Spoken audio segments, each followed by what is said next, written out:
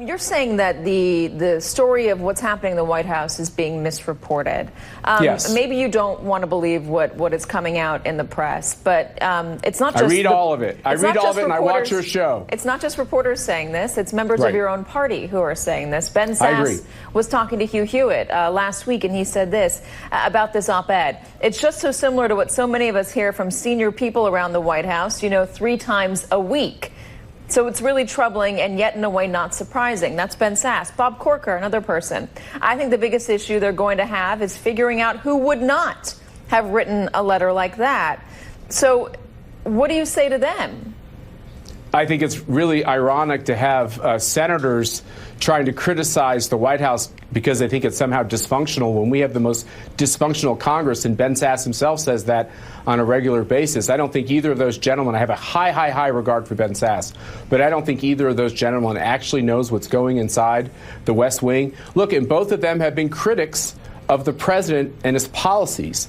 And so it's important to separate those two things. There's a lot of chaos that's accurately described that has been caused by an outsider president coming into Washington, D.C. with a 2x4 and shaking everything up. There are a lot of Republicans who are uncomfortable. That he's just an outsider Let me president. Let me just finish the statement. There's a lot of Republicans who are uncomfortable with the amount of change and sometimes unorthodox positions on issues that Donald Trump has brought to the city. But to seem to convert that into a White House team that isn't functioning on getting that agenda wrong, even though sometimes they do it better some days than other days, that is what is misreported. Isn't that a bit simplistic, though? I mean, you have people telling Bob Woodward that the president is almost getting us into World War III, that he's got to be pulled back from the brink, that James Mattis has to slow walk the decisions that the president wants to make. He wants to assassinate Assad. He wants to pull the family members of troops in South Korea out of South Korea, which would probably provoke North Korea, potentially get us into World War III. Those are very serious things. They are. And then on the other hand, I think that analysis is somewhat simple too, because you have a president. Sure, go ahead. Let me finish. The other thing is the president himself. It's not as if he's just trying to change policy. The president himself is lying on a daily basis. He's not telling the truth. I don't think that's right. Well, that's true though. When you look at the economy, no, it's not. It is true. When you look at it is true. I mean, the Washington Post has a tally. The Washington Post, believe it or not, for Republicans. I'll show you an example. I'll show you an example. Just and from I'll today. show you examples where the Washington Post is getting things wrong. So the it goes Washington both Post ways. is not getting 4,000 and that is plus that thing wrong in the last. I'd like a chance days. to respond here. I'd like a chance to talk now. I think what you're saying is overly simplistic. You have a president who actually communicates more to the whole globe than any president we've ever seen. If you want to know what he thinks about something, just turn to his Twitter feed. The idea that there's some kind of secretive aspect to Donald Trump's opinions is ridiculous. He puts it all out there for people to see. And the problem with Bob Woodward, I've read about half of his books. I hope to read this book. I have a lot of respect for him. But it's easy to take a lot of little details in a book and to come up with the wrong conclusion as to what's really happening in a White House. And if his conclusion is that the president is somehow unmoored from reality and is a danger, I would say that that is a gross mischaracterization of this president. And as far as the lying is concerned, every single one of these supposedly independent outfits that are determining whether or not the president is lying or telling the truth are funded by left-wing donors like George Soros. And I'm sorry,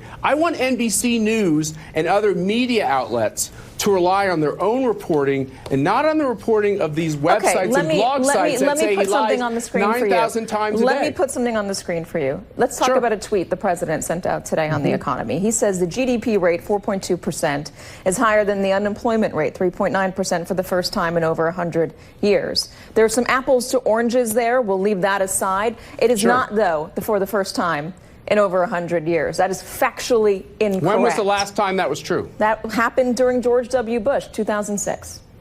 It's happened multiple times before that. That's so do you think when he said the years...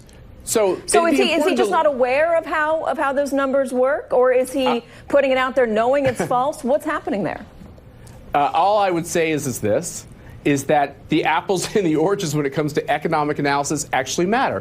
What kind of data are you looking at? No, hold on, Matt. Don't go to apples and oranges. You're missing, he says it's the first time in over 100 years. That is not true. But the part that I don't know how many years it is, but what's the point of the tweet? The point of the tweet is that for all Americans, liberals and conservatives, Democrats and Republicans, no matter the color of your skin, there's greater economic opportunity today. But why won't he just come out and say something that is true, that doesn't force everybody to fact check him? Is the point that he enjoys it when the press fact checks him, because then he can make it look like we're his foil? Is that intentional what he's doing, or does he just not understand the numbers, and does he not care about being correct when he's talking to the American people? Or when the press gets it wrong, are they lying? This is my problem. Katie, my problem when you say he lies. No, we don't lie. And when we do get it wrong, we come out and we say we got it wrong, and we apologize, and we correct it. Katie, all I would say is that you are making a moral determination when you say a politician lies.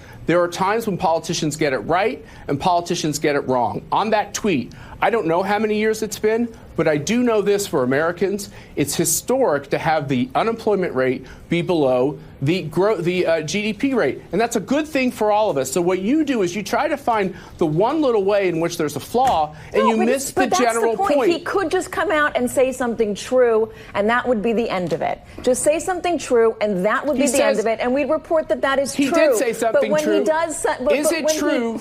Is it true that the unemployment rate is historically low and the economic growth is historically high? It's not true that it's the first time in over 100 years. It is How many years is it? True. 2006 was not 100 years ago.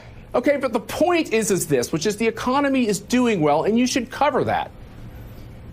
I would like to cover that, but I'm forced to fact-check the president on the smallest little things. And we are forced to fact-check you. By the way, it's going both ways. There are plenty of things I watch on your network that I don't find to be factually inaccurate. Why don't we not morally judge each other on our motive and simply get to the facts? When the president's wrong on the facts, call him on that. But don't take the next step by saying he's immoral and a liar. And I won't do the same thing to NBC when they make mistakes. Here's my problem with that statement, and I've been following the president for a long time, as you very well know. The president said a lot of things in the campaign trail that we corrected him over and over again on, gave him a long leash on in terms of whether or not he was for the war in Iraq or against the war in Iraq. And he continued to say these things over and over and over again, knowing that they were not true. That's one example. There are examples of crime stats that he did. These things, when he says them over and over and over again, after he has already been fact-checked, then you have nothing to, then the only conclusion is that he knows he's lying, and he's doing it on purpose. Let me just tell you, for half of the country's split, unfortunately, right?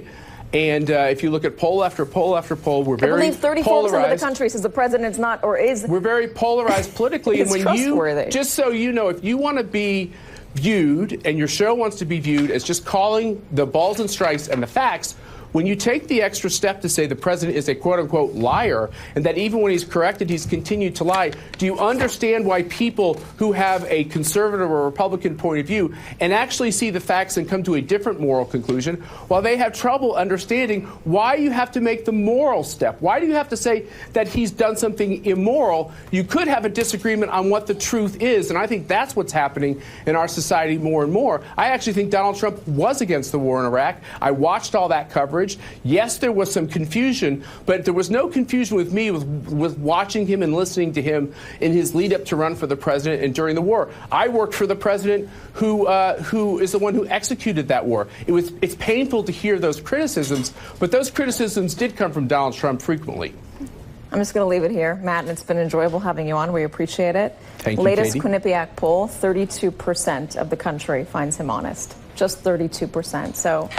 And what about the news media, Katie? What is you look at the poll for how the American people view the news media. You're at the cellar. So that's it's on the rise. Unfair. Actually, their opinion of the news media is on the rise. Matt Schlapp, I'm going to have to leave it there. On the rise? Well, that's quite an accomplishment. Congratulations. Thank you very much for joining us. We appreciate it. All right, bye-bye. And we're continuing to wait on the